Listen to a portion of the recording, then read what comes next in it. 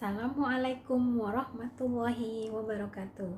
Jumpa lagi dengan saya pada mata pelajaran Bahasa Indonesia. Baiklah, kita akan melanjutkan materi pembelajaran kita pada hari ini. Kalau kemarin kita sudah belajar tentang teks prosedur, maka hari ini pelajaran kita tetap teks prosedur, namun pada kompetensi dasar yang lain. Kemarin kita sudah belajar tentang kompetensi dasar yang pertama, yaitu mengonstruksi informasi berupa pernyataan-pernyataan umum dan tahapan dalam teks prosedur. Jadi pada pertemuan yang lalu kita sudah belajar tentang apa itu teks prosedur, kemudian ciri-ciri teks prosedur, dan juga apa fungsi dari teks prosedur. Jadi sekarang kita akan melanjutkan pelajaran kita pada KD yang kedua, yaitu KD 41, merancang pernyataan umum dan tahapan-tahapan dalam teks prosedur. Tujuan pembelajaran kita pada kompetensi dasar ini adalah setelah melaksanakan pembelajaran ini diharapkan siswa mampu yang pertama mengungkapkan pernyataan umum dan tahapan-tahapan dalam teks prosedur dengan tepat secara lisan dengan intonasi dan nada yang jelas. Kemudian yang kedua, menuliskan pernyataan umum dan tahapan-tahapan teks prosedur dengan tepat. Nah, baiklah, kita akan mulai. Ananda, silahkan Ananda buka buku Bahasa Indonesia halaman 13 sampai 15, yaitu buku yang sudah Ibu berikan, buku siswa dari Kemdikbud tahun 2017. Ayo silahkan dibuka bukunya. Bacalah contoh teks kiat berwawancara kerja. Ya, silahkan dibuka. Baik, sudah dibuka? Oke, kalau begitu sekarang sama-sama kita baca ya. Ibu juga akan membacanya. Kiat berwawancara kerja. Bagi perusahaan, wawancara merupakan kesempatan untuk menggali kualifikasi calon pegawai secara lebih mendalam, melihat kecocokannya dengan posisi yang ditawarkan, kebutuhan, dan sifat perusahaan. Wawancara pun menjadi ajang tanya jawab antara pewawancara dengan calon. Agar mudah dipahami oleh mitra bicara, kita harus berbicara dengan jelas. Usahakan agar kita tidak berbicara terlalu cepat atau lambat. Atur juga suara agar jelas terdengar. Suara yang terlalu pelan membuat kita terlihat kurang percaya diri, sementara suara yang terlalu keras membuat kita terlihat agresif. Penggunaan bahasa yang baik juga menjadi suatu keharusan. Selain itu, perhatikan betul apa yang disampaikan pewawancara agar kita dapat memberikan jawaban yang relevan. Tidak ada salahnya menanyakan kembali atau mencoba mengulangi pertanyaan yang diajukan untuk memastikan bahwa pemahaman kita sudah benar. Namun, jangan melakukannya terlalu sering, karena justru akan membuat pewawancara mempertanyakan daya tangkap kita. Bahasa tubuh pun ikut memegang peranan. Gerakan nonverbal seperti mengangguk atau sikap tubuh yang agak condong ke depan menunjukkan bahwa kita tertarik pada apa yang disampaikan si pewawancara. Pastikan pula kita menjaga kontak mata dengan pewawancara, karena kontak mata penting dalam proses komunikasi, termasuk dalam wawancara kerja. Singkatnya, akan lebih baik jika kita mampu menampilkan sikap yang antusias secara verbal maupun nonverbal.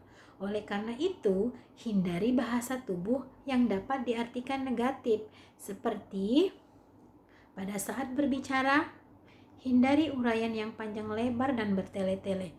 Cobalah mengemas kalimat secara singkat dan terfokus, tetapi tetap menarik.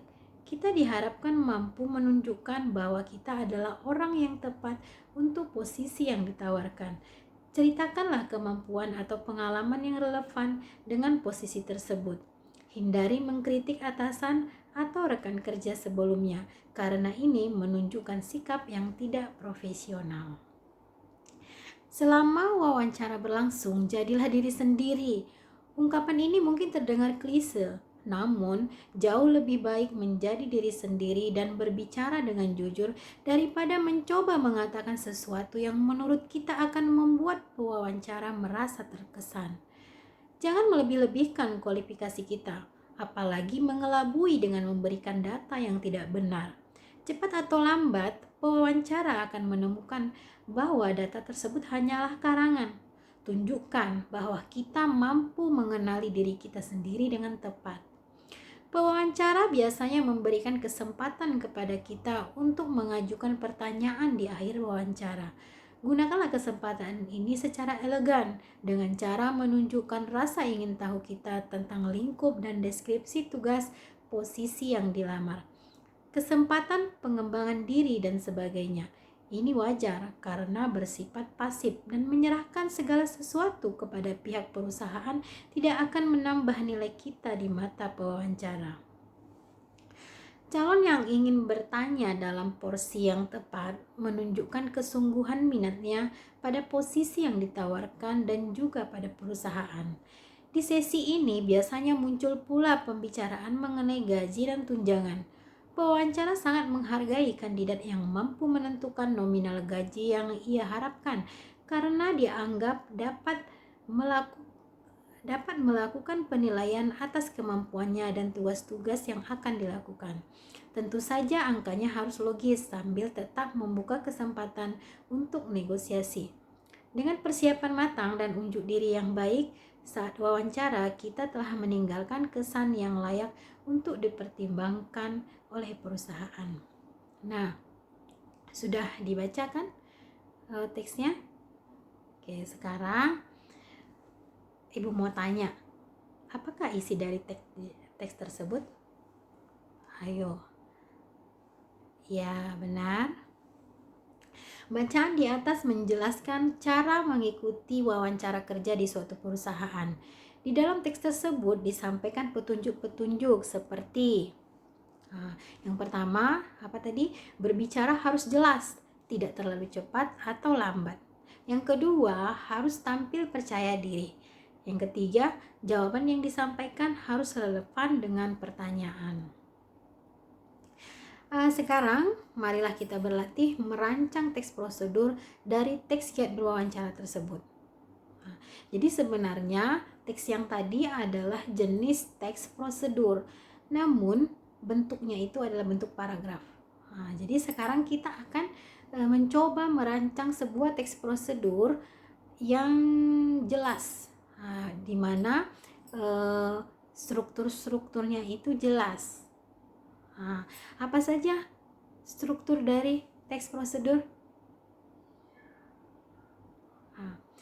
Jadi sekarang kita identifikasilah strukturnya. Struktur teks prosedur itu ada pernyataan umum, kemudian ada tahapan-tahapan. Kemudian setelah kita identifikasi pernyataan umum dan tahapan-tahapannya, marilah kita tuliskan kembali teks prosedur tersebut dengan menggunakan bahasamu sendiri. Sekarang coba kita lihat ya, manakah dari teks tersebut yang merupakan pernyataan umum. Oke, sekarang kita lihat kembali teksnya. Kita cari pernyataan umumnya ya, yang mana di sini yang merupakan pernyataan umum. Oke, ini kita lihat. Lihat dulu paragraf pertama. Bagi perusahaan, wawancara merupakan kesempatan untuk menggali kualifikasi calon pegawai secara lebih mendalam, melihat kecocokannya dengan posisi yang ditawarkan, kebutuhan dan sifat perusahaan. Wawancara pun menjadi ajang tanya jawab antara pewawancara dengan calon. Nah, ini paragraf 1 ini merupakan apa? Apakah ini merupakan pernyataan umum atau tahapan? Ya, benar. Ini adalah pernyataan umum. Jadi paragraf pertama ini adalah pernyataan umum. Kemudian paragraf yang kedua, coba kamu lihat, agar mudah dipahami oleh mitra bicara, kita harus berbicara dengan jelas. Itu pernyataan umum atau sudah masuk kepada tahapan? Ya, benar, itu termasuk pada tahapan. Berarti pernyataan umumnya itu hanya pada paragraf yang pertama. Sedangkan paragraf yang kedua itu adalah sudah termasuk pada bagian tahapan. Sekarang kita lihat lagi paragraf yang ketiga. Selain itu, perhatikan betul apa yang disampaikan pewawancara. Perhatikan betul apa yang disampaikan pewawancara. Ini pernyataan umum ada tahapan? Iya, benar, itu adalah tahapan juga.